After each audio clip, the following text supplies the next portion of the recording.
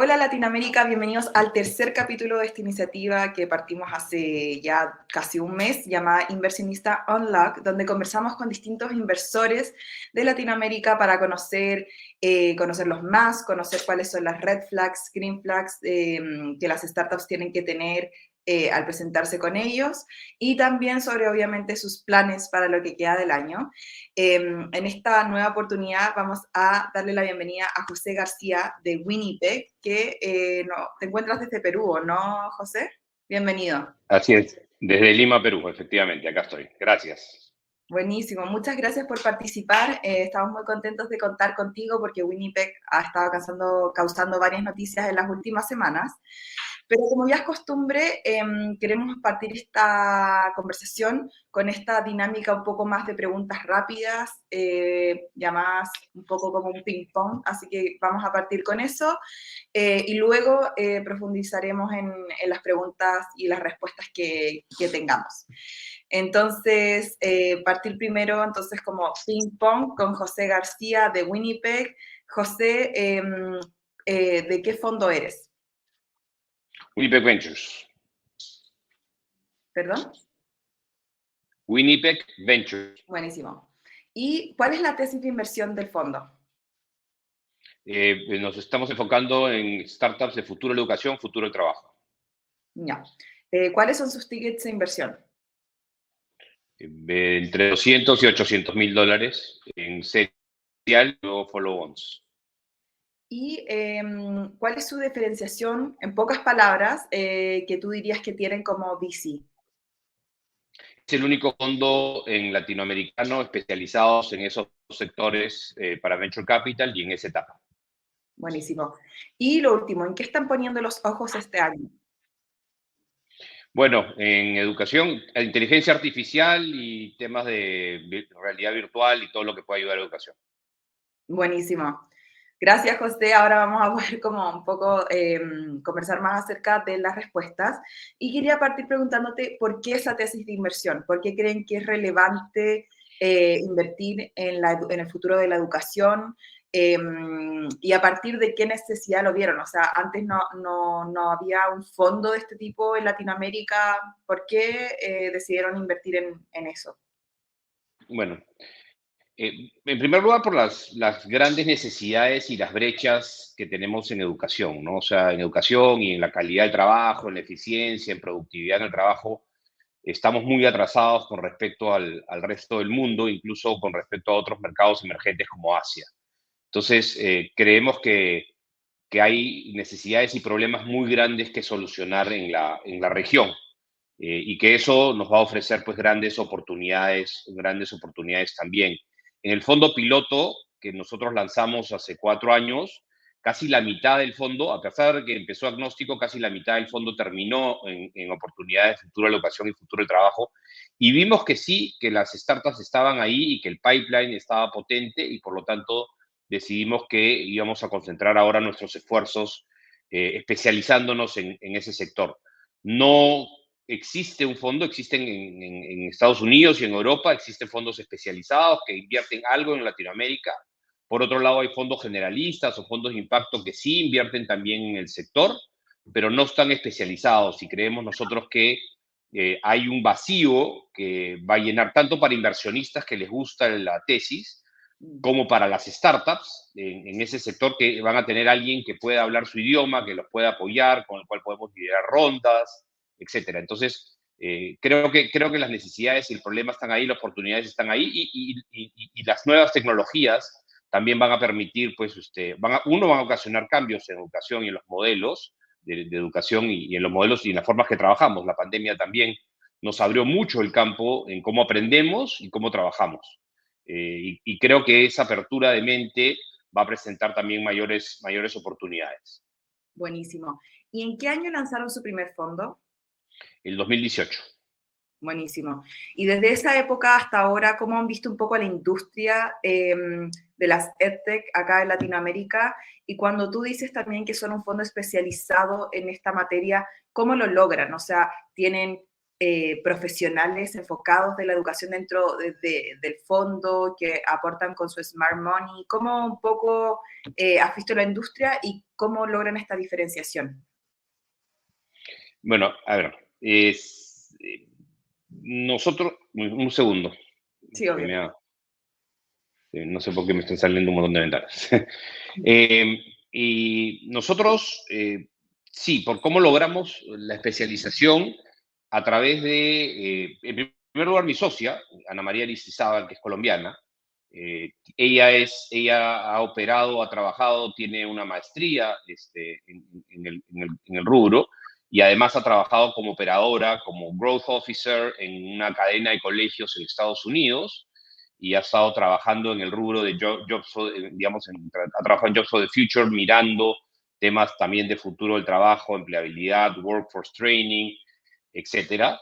Más la experiencia, digamos, que traemos nosotros desde Winnipeg invirtiendo casi la mitad de nuestro portafolio en EdTechs.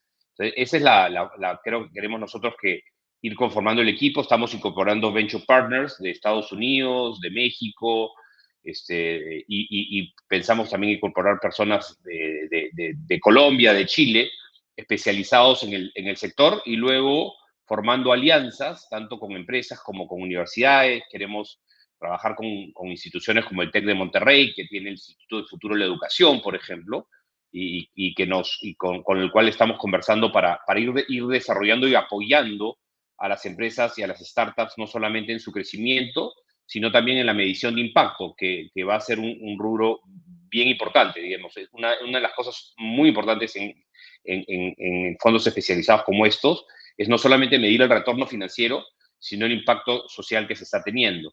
Sí. Porque los LPs que normalmente se interesan en este tipo de inversiones son o instituciones financieras de desarrollo, y family offices o grupos económicos que ya están invertidos en educación y que ven en la tecnología un instrumento y una herramienta para mejorar y, ¿por qué no, revolucionar también la educación, en este caso aplicado a nuestra realidad en América Latina, ¿no?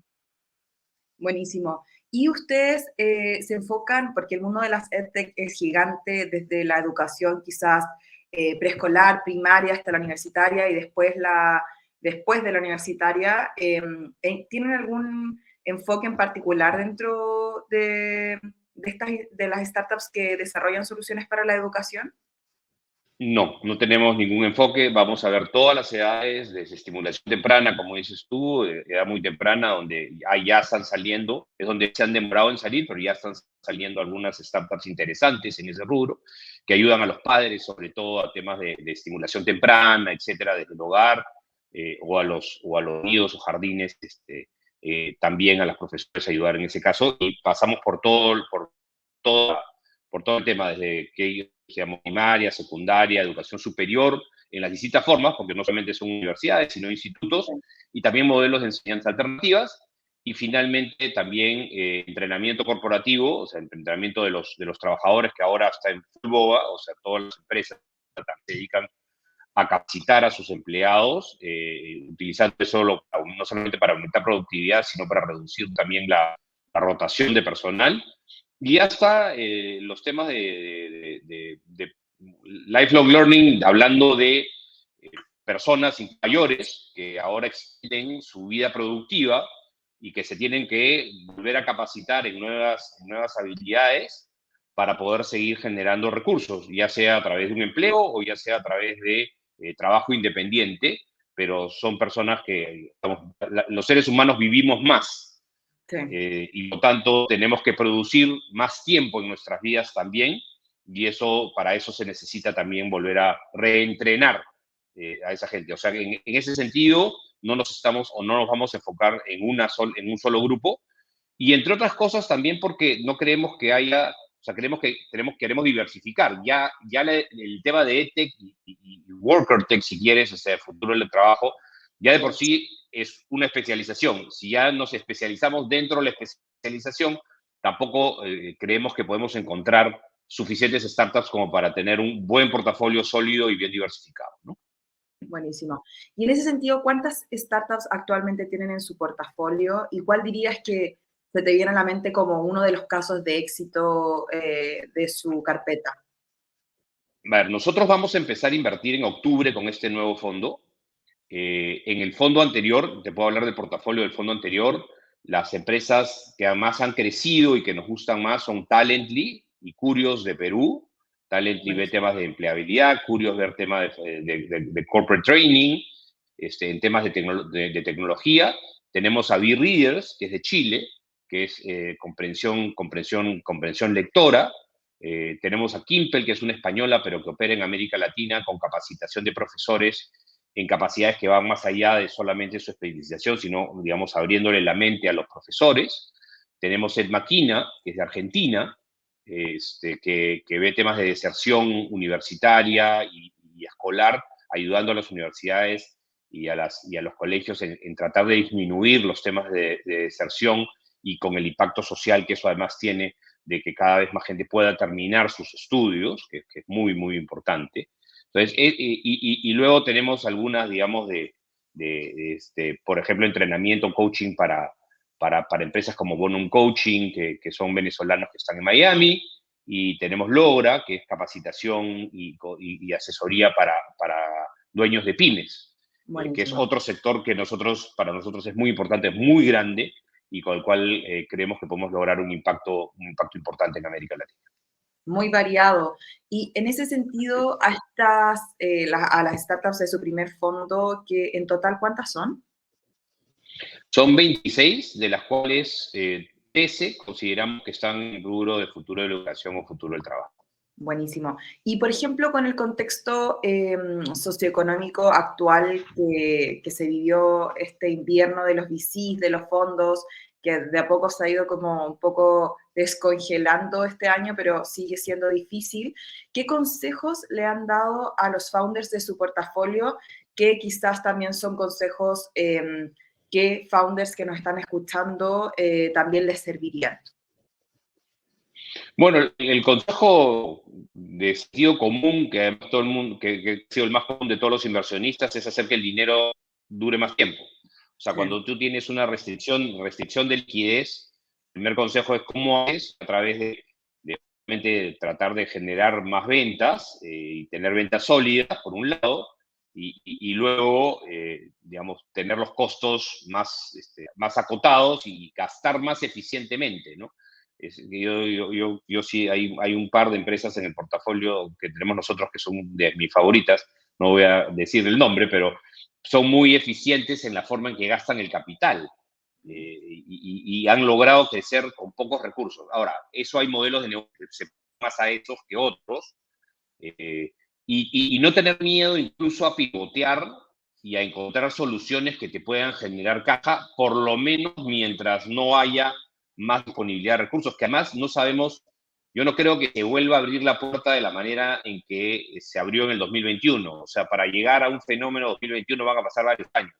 Sí, se va a descongelar, sí, va a haber un poco más de dinero, pero ese dinero va a seguir siendo igual cauto sí. y va a mirar ya no solo crecimiento como antes, sino también cómo usas esos recursos y cómo podrías eventualmente llegar a punto de equilibrio o cash flow positive, digamos, a tener tu flujo de cash positivo, pero o sea, balanceando ambas cosas, ¿no? O sea, yo creo que ese es el tema, no solamente, o sea, no solamente restringir y controlar costos, sino ser creativo, imaginativo y no tener miedo también a encontrar soluciones para ese problema que puedan ser más, digamos, financieramente.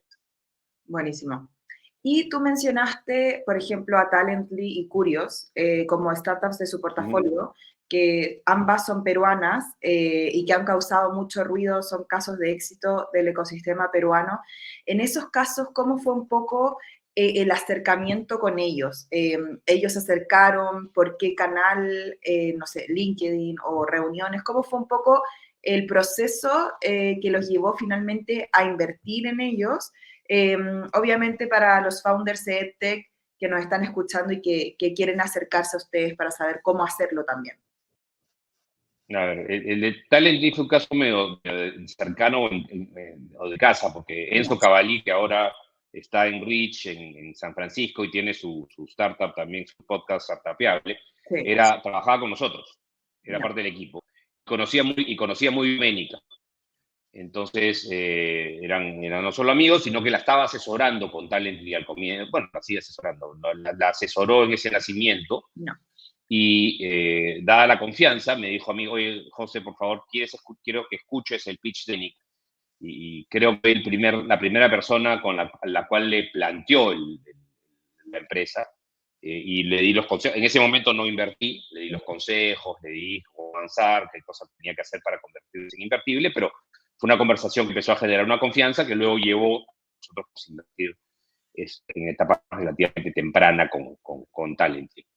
Y en el caso de Curios fue a través de una persona que estaba trabajando con nosotros como cliente en otro área de Winnipeg, que es el área de finanzas corporativas, y que dijo que se le había acercado, digamos, Carlos Lau, se le había acercado y le había hecho este pitch y que le gustaría que, como nosotros ya estábamos invirtiendo, que le diéramos su opinión con respecto a la startup, y terminamos siendo el primer inversionista nosotros en vez de nuestro cliente. Terminamos siendo nosotros el primer inversionista de Carlos. También, tampoco la primera. Fue una primera conversación. Le dije, Carlos, para que tú puedas para que seas invertible, tienes que levantar tanto más dinero. Nosotros no, te podemos ayudar con un primer compromiso, pero además tienes que lograr otros hitos. Porque en ese momento tenía un curso armado, tienes que lograr tener 4 cursos, crecer de esta manera. O sea, en ambos casos, curiosamente, no fue el primer acercamiento, la primera vez que nos hicieron el pitch que invertimos, sí, sino que fue una conversación un poco más larga. Nos demoró 6, 8 meses hasta que se lograron los hitos que nosotros consideramos, digamos, positivos como para lograrlo. Entonces, de eso saco yo el consejo de que no, un no es nunca un no definitivo, y escucha los consejos, porque eso probablemente te va a llevar a que esa inversión, si ves que estás implementando lo que te está aconsejando, pueda ser uno de tus inversionistas claves al comienzo, ¿no? Ahora, sí, dicho eso, nosotros somos cero restrictivos en cuanto a la forma en que se acerca. Si viene ya, por mail, si viene por LinkedIn, si viene por una referencia, no dejamos de analizar, o por lo menos mirar y darle una mirada inicial a ninguno, por un lado. Ahora, también dicho eso, la mejor fuente de referencia que tenemos son nuestras propias startups. ya, O sea, si Carlos, si Doménica, si Rubén, no sé, cualquiera de los nombres de los founders que están en nuestro portafolio, nos hacen una referencia, generalmente son muy buenas referencias. O sea, ya. ¿por qué? Porque ellos saben lo que nosotros necesitamos, y no nos dan cualquier referencia. De verdad que nos dan muy buenos datos, y han salido varias de las inversiones posteriores, han salido como recomendación de otros founders. Bacán. Ahí entonces consejo hacerse amigos de los founders del portafolio de Winnipeg para también ahí poder Sí, hacer. más que hacerse amigos, o sea, de verdad plantearles la propuesta de valor y que ellos Sí, entiendan la propuesta de valor. O sea, yo creo que eso es una muy buena relación. Ahora, los founders entre ellos se conocen, entre ellos y está bien, y hablan de los inversionistas, así como nosotros hablamos de las startups, ellos hablan de los inversionistas. buenísimo. Entonces, creo que esa es una muy buena referencia también para los que quieran llegar, ¿no? Sí, efectivamente.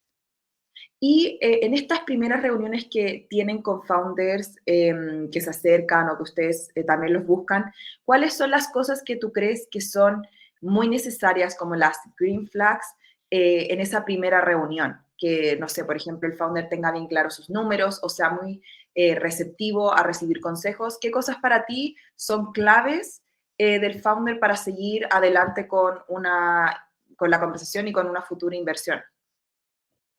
A ver, dos cosas importantísimas, ¿ya? Y una que es un error muy común. No, Me tienes que describir lo que ves al comienzo, el producto. O sea, ¿qué es lo que estás vendiendo? A veces yo me la paso que han pasado 15, 20 minutos del pitch y yo no, todavía no entiendo lo que vende la startup, ¿ya? Entonces, lo primero que necesito entender es lo que vendes. Lo segundo es, ¿por qué? ¿Por qué estás acá? O sea, ¿qué cosa te hizo, qué te motivó a hacer esa startup? ¿Cuál es el propósito? ¿Cuál es la razón por la que estás acá sentado conmigo? No, Porque sí, eso creo que te da un compromiso muy, muy importante. Y la tercera, como Green Flag, es el tener muy claro tu tamaño de mercado, ¿no? Ahora, eso cambia, lo que tú quieras, pero ¿a qué mercado de verdad estás accediendo? Entonces, esa fórmula creo que para mí son las cosas importantes, ¿no? Para que miro al comienzo. En la primera yo ya luego profundizo en otras cosas. sí. Y por el contrario, ¿qué cosas son como red flags que tú dices, quizás no hay tanto match entre nosotros o deberías mejorar esto para poder avanzar? Como cosas que crees que no se deberían, que no te gustan a ti en esas primeras reuniones. A ver, voy a repetir lo que hice al comienzo. No me gusta que no sepan describir el producto, porque Sí, eso tiene que tenerlo, eso lo tiene que tener clarísimo. Voy a reincidir en eso. Eh, que no tenga claro el tema de la escalabilidad del producto. no, Ahí, el tema, de verdad, ¿tienes un producto tecnológico escalable o tienes una empresa que se va a convertir en una muy buena empresa rentable quizás, pero no capacidad de recibir venture capital y por lo tanto no con capacidad de tener crecimiento exponencial? Y muchas veces no, ese es un tema. Cuando hay un producto que no me es evidentemente escalable, no, ¿ya? Eso es un red flag para mí importante. Y lo otro es eh, la conformación del equipo, ¿no? O sea, no, la calidad del equipo me tiene que ser obvia desde el comienzo, no solamente desde el propósito, como hablé hace un ratito, sino también con la experiencia relevante, que puede ha sido un emprendedor anteriormente, o ha trabajado en una empresa tecnológica, o está cerca del problema porque por un tema de empleo anterior o de familia conoce muy bien el sector. O sea, no. alguna razón contundente que me haga pensar que ese es el equipo que va a resolver mejor el problema, porque al mismo tiempo siempre hay dos, tres o startups que quieren resolver el mismo problema. Sí. Entonces el tema ¿es este el equipo que lo va a resolver o no? No, buenísimo. Y ahora yendo un poco a la actualidad, ya que conocemos ahora la tesis de inversión de Winnipeg, cómo acercarse y los casos de éxito del portafolio, lanzaron un nuevo fondo hace muy poquito. Si nos puedes contar de cuántos millones es este fondo, si los tickets siguen siendo lo mismo, y cuáles son sus planes, cuándo quieren comenzar a invertir, los planes del fondo para lo que queda del 2023 y quizás ya para el próximo año. Mira, nosotros, como digo, estamos en el proceso todavía terminando de levantar y estructurar el fondo. Es un fondo de 40 millones de dólares planeado, pero vamos a empezar a invertir cuando tengamos 15 millones disponibles. No, Los tickets son los que te dije hace un rato. Vamos a arrancar mínimo 100, pero va a ser más entre 200 y 800 en esta semilla, con follow-ons hasta de 3 millones después. buenísimo. Último trimestre es nuestra inversión. Sí ha incrementado el ticket porque en el fondo anterior era tickets de 20,000, 30,000 dólares, o sea que sí hay un cambio significativo en el tamaño del ticket porque ahora vamos a ser mucho más regionales, hemos avanzado, el tema de la especialización también, y estamos yendo en inversionistas institucionales a los cuales antes no teníamos acceso porque no teníamos el track record. Esa es más o menos la característica. No sé si hay algo más que quieras que especifique. Sí, ¿y en cuántas startups proyectan invertir? Eh, Mira, alrededor de 30, dependiendo del tamaño final del fondo, veintitantas, o sea, cerca de 30 o más de 30, pueden llegar a ser 35 más o menos. Buenísimo. Porque sí creemos nosotros en la diversificación del portafolio, ¿no? Ya. Y algo que le ha pasado a muchos fondos últimamente que están levantando nuevos vehículos de inversión es que ha sido súper difícil conseguir a los LPs, a los inversores, porque el contexto socioeconómico. ¿Cómo lo han visto ustedes? ¿Cómo lo han sobrellevado? Bueno, sigue siendo duro.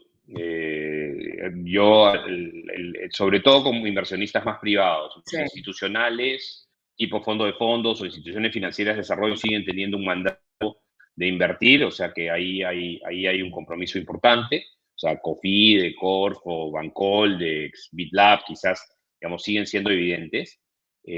Luego, el sector privado está un poco reticente porque están en estrategia defensiva, pero digamos, la tesis de impacto sí nos ha permitido avanzar con algunos que creo que van a dar un primer ticket inicial más pequeño, pero que luego lo van o lo pueden aumentar una vez que ya estemos funcionando o para un segundo cierre.